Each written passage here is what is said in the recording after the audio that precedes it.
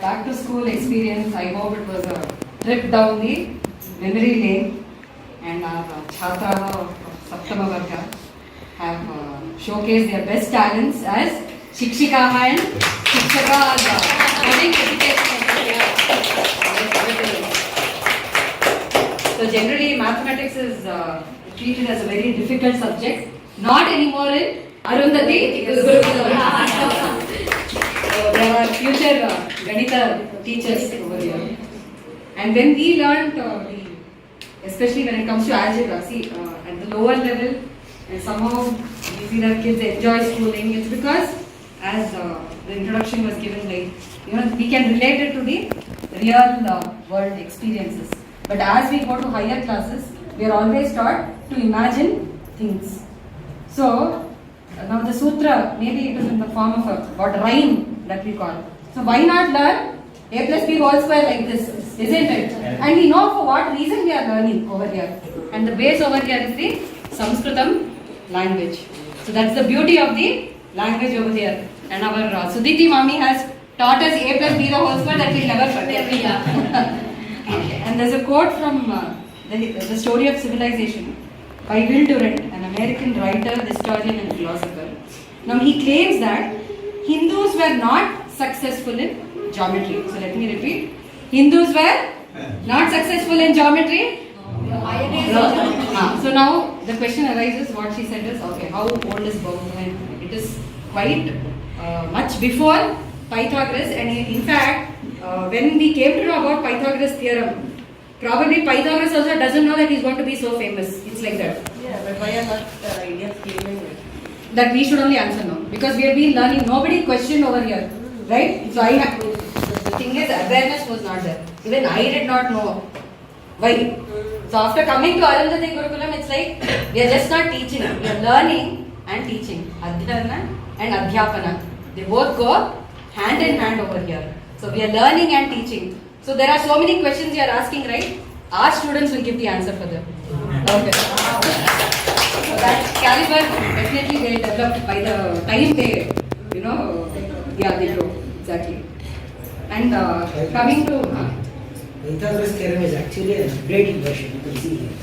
Euclid's Elements, 1862. It is stated that in the square described on the hypotenuse of a right angle triangle is equivalent. Okay, described. 2008, in a right angle triangle, the square on the side. So describe, where is the word describes? And then in today's textbook, we can see in a right angle triangle, the square of the hypotenuse. And now of late it's been developing. They say that Pythagoras theorem states that in a right angle triangle, the square on the hypotenuse. Now there's a juggle between on and off, on off. So what is that? Off, it talks about the square of the sides. It's just the exponential form. It's just talking about the sides. When I say on the hypotenuse, we're actually talking about the area, the geometry, isn't it? So we were not at. See, Pythagoras theorem teaches us only this much. It says in a right angle triangle, that is, we are getting only 50% of the knowledge. So I'll justify this. I'll answer your question also. Why should we not claim that Pythagoras theorem is equivalent to Bharateeya theorem? Pythagoras theorem states square of the hypotenuse. Everybody claim and manipulate that this is wrong, this is not complete, because there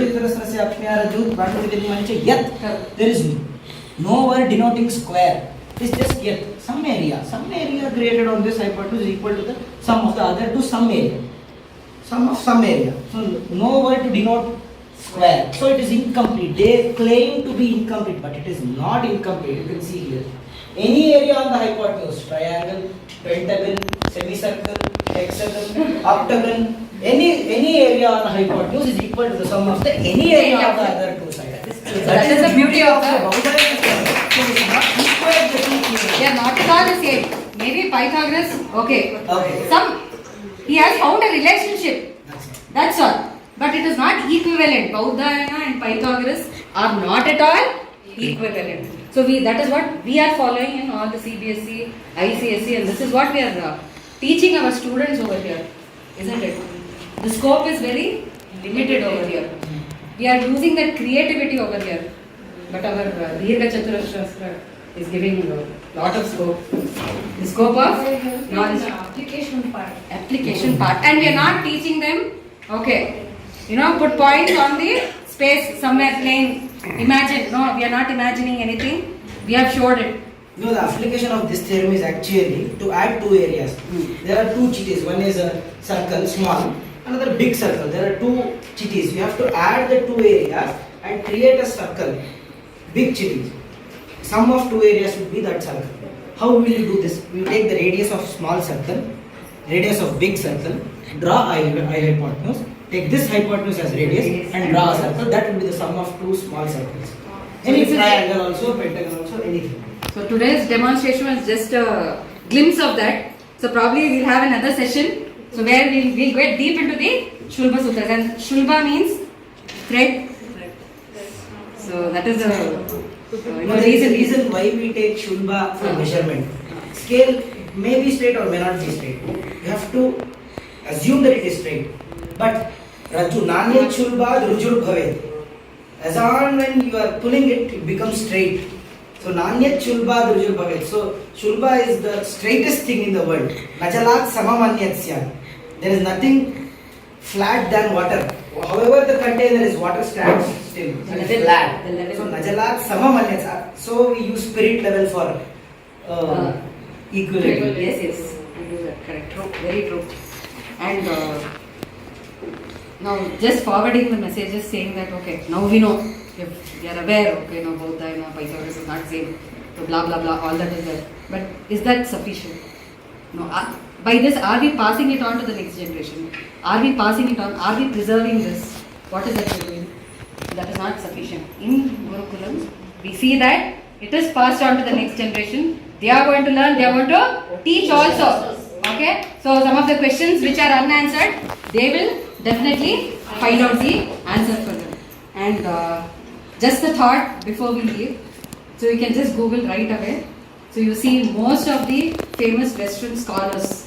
You take Albert Einstein or Benjamin Franklin or latest Bill Gates. See these, they are all successful people who are dropouts from school. And we are sending our children to school. But we teach them, we are the models, right? Role model. Now what message are we sending to our children? School ಹೋಗ್ಬೇಕು other famous people ಹೇಗಿದ್ದಾರೆ ಹೀಗಿದ್ದಾರೆ is it not contradicting? Whereas in our Gurukulam system, you please find out one Acharya who is Gurukula dropout.